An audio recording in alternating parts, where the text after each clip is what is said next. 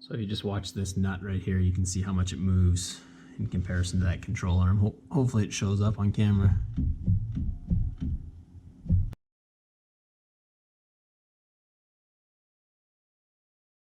All right, so I got a Polaris Ranger 900 XP. It's a 2014. And on all four corners, the shock bushings, upper and lower, are loose and shot. And Polaris doesn't sell just the bushings. They want you to buy the entire shock, which was gonna be too expensive. So I did find a couple companies that made aftermarket bushing kits. The one I went with was Garage Products. This was 80 bucks. It comes with what you need to do all four corners, upper and lower. And they're apparently made out of the best material you can make bushings out of. And apparently will be the last ones that I ever need to use on this machine. So we'll see about that. This isn't really a how-to video. I'm no expert. I've never done this before. And it's kind of just to show people that this option's out there so people don't get hosed buying 4 new shocks for well over $1,000. So if you just watch this nut right here, you can see how much it moves in comparison to that control arm. Hopefully it shows up on camera. And for the top, there, that's a good one. So when you're going down the trail, it just, oh man, it feels terrible, horrible.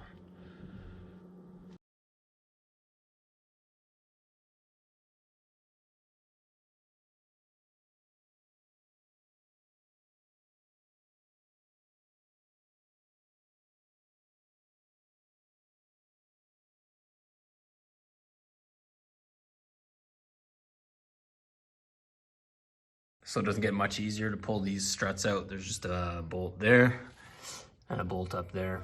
The thing you want to be careful with is you should support the suspension assembly with a jack or something, because as soon as you pull out one of these bolts, this whole thing's going to drop straight down.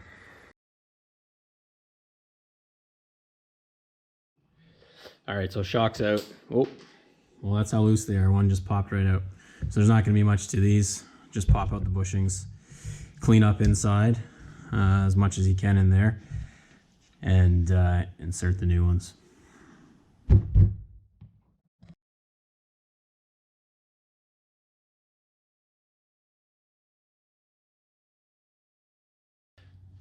So just to compare the old bushings to the new ones, these new ones are rock hard. You can't do anything to move them or ply them.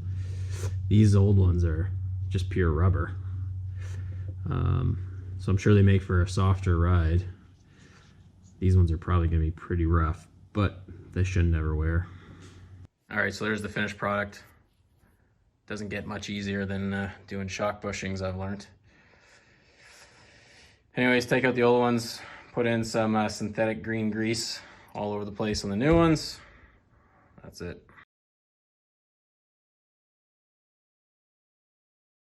So that's it. They're in. And there is no more play in these, so that's me trying to move it, and there's 0.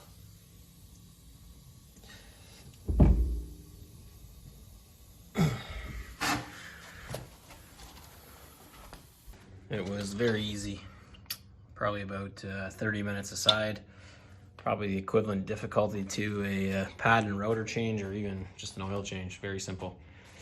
Anyway, I'm going to do all 4. Won't show you the other 3 corners unless something comes up in the back that I think is worth posting.